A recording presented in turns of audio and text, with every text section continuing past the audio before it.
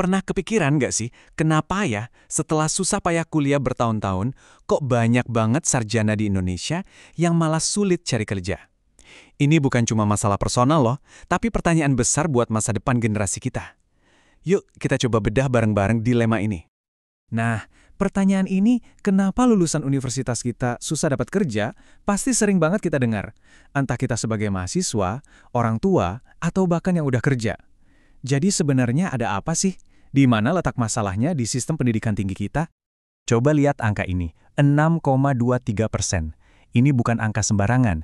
Menurut data Badan Pusat Statistik, ini adalah tingkat pengangguran terbuka buat lulusan perguruan tinggi. Dan yang bikin lebih khawatir, angkanya ini trennya naik terus. Ini tuh bukan sekedar statistik, ini warning sign yang nggak bisa kita cuekin. Angka tadi itu cuma gejala dari masalah yang lebih dalam. Ibaratnya, ada jurang yang lebar banget antara apa yang dipelajari di kampus sama realita di dunia kerja. Apa yang diajarin di universitas kayaknya belum nyambung 100% sama apa yang dibutuhin industri zaman sekarang. Terus gimana dong caranya kita ngejembatenin jurang ini?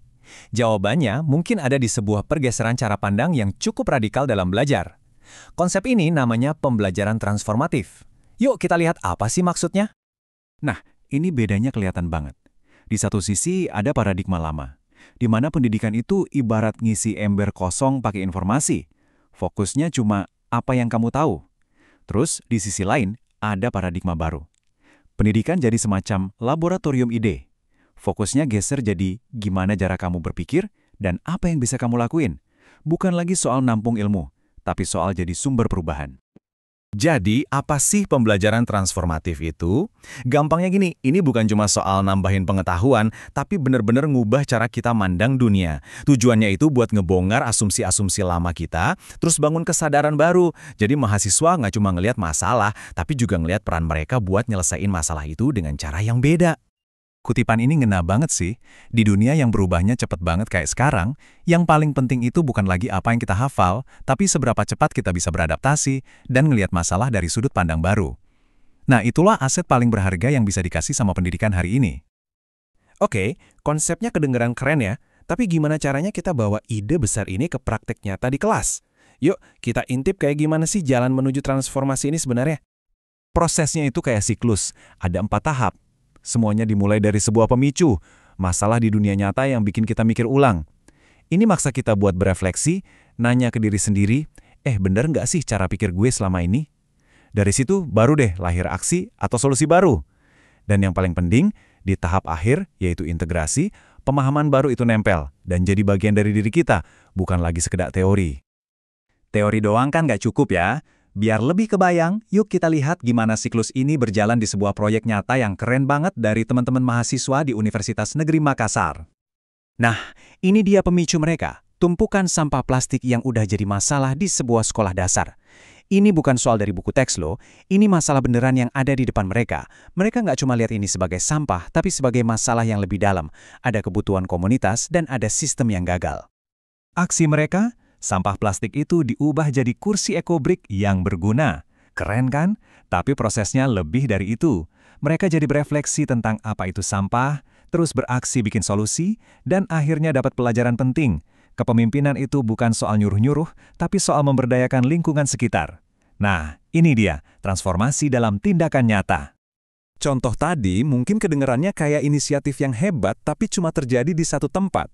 Tapi gimana kalau saya bilang kalau model pendidikan kayak gini sebenarnya udah dapat lampu hijau dari pemerintah? Yuk kita lihat gimana kebijakan nasional justru ngebuka jalan buat transformasi ini. Nah, ini penting banget. Coba lihat, gimana kebijakan pemerintah kayak Permendikti-Saintek ini nyambung banget sama prinsip-prinsip tadi. Pasal 16 itu ibaratnya ngasih izin buat mahasiswa belajar di luar kampus. Pasal 7 nuntut lulusan buat bisa mikir kritis. Dan pasal 14 mendorong kurikulum yang fleksibel. Jadi ini bukan lagi sekedar teori bagus, tapi udah jadi cetak biru nasional. Tapi, kebijakan kan cuma tulisan di atas kertas, ya kan? Kalau nggak dieksekusi ya percuma. Disinilah peran universitas jadi super krusial. Mereka harus bangun 3 pilar utama. Pertama, kebijakan internal yang mendukung. Kedua, dosen yang perannya berubah jadi fasilitator, bukan cuma ngasih materi. Dan ketiga, infrastruktur yang memadai. Tanpa 3 ini, transformasi cuma jadi wacana. Sekarang, kita coba lihat lebih jauh ke depan, terutama di era AI. Apakah mesin pintar bakal bikin cara belajar ini jadi ketinggalan zaman? Atau justru sebaliknya, jadi alat yang bisa mempercepat transformasi? Jawabannya ada di sini.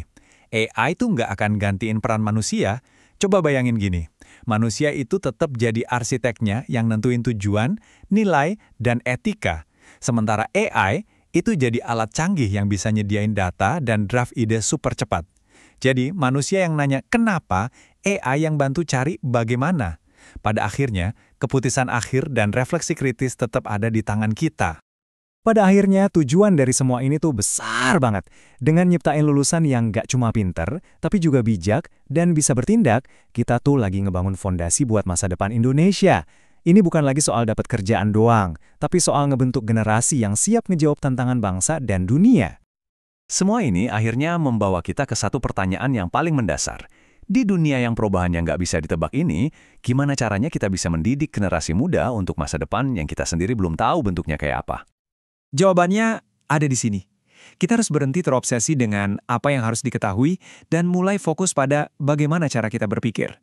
Karena pada akhirnya, kemampuan untuk terus belajar, beradaptasi, dan bertransformasi, itulah satu-satunya bekal yang gak akan pernah ada kadaluarsanya.